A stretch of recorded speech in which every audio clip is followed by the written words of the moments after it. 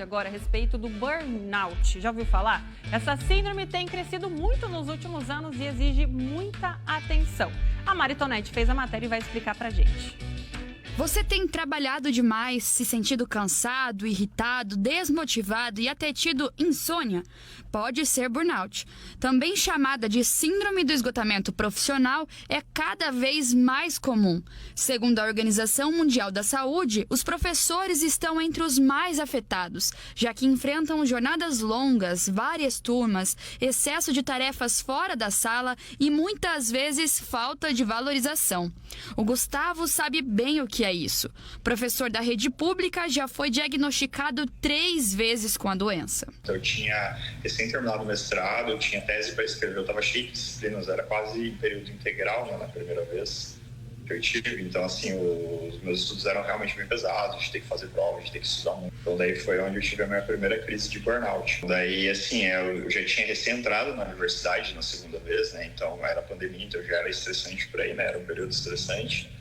E daí, além disso, tinha o doutorado que eu estava concluindo, né? Eu tinha uma tese para entregar, um artigo para publicar. E era uma sobrecarga de trabalho, estudo muito grande também. Então foi onde eu percebi que de novo eu caí naquela situação de burnout, procurei um médico de novo, né? A síndrome vem do estresse crônico no trabalho, principalmente quando não há tempo para descanso. Mas não afeta só quem é CLT. Donas de casa, autônomos e até estudantes também podem sofrer com o problema. Então, o burnout ele pode acontecer em qualquer tipo de pessoa, classe social, gênero. Porque ele é esgotamento. Ele é algo que vai além do cansaço, né?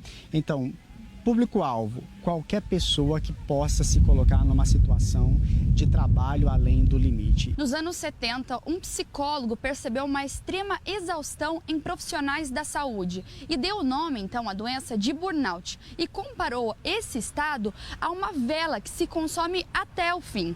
No Brasil, 40% das pessoas economicamente ativas enfrentam essa doença, o que representa milhões de pessoas. A pessoa precisa ficar atenta a insônia, sentimento de culpa quando descansa e acorda, sonolência, dificuldade de atenção, tremedeira, palpitação, dificuldade de tomada de decisões, sentimento de preciso fazer mais além de.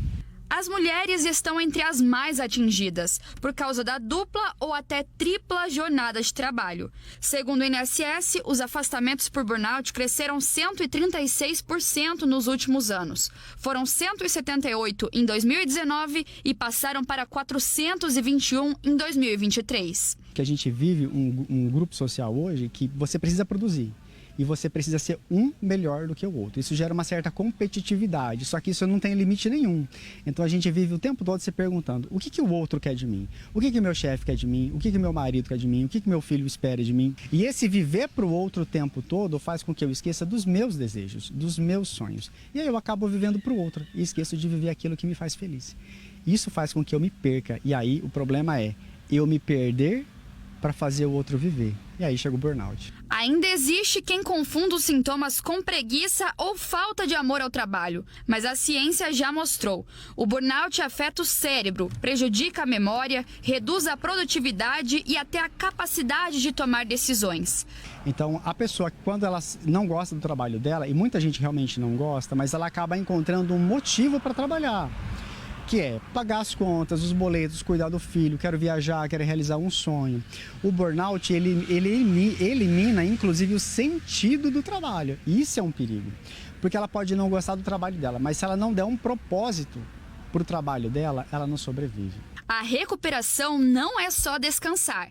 Envolve mudar hábitos, equilibrar vida pessoal e profissional, buscar ambientes de trabalho mais saudáveis ou aprender a lidar com eles.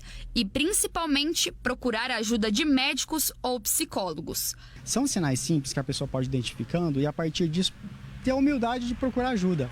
Conversar com o melhor amigo, conversar com um médico no posto de saúde ou um profissional no particular. É possível superar o burnout. O Gustavo conseguiu encontrar formas de enfrentar a doença. Vamos dizer que para manter a minha produtividade eu tenho que baixar ela em alguns pontos, né? Eu tenho que dizer alguns nãos ali. Vocês viram aí, né, gente? Acompanhando crescimento, a rotina, né? Essa vida acelerada, a gente tem que prestar muita atenção na nossa saúde física e mental também. E eu estava lendo aqui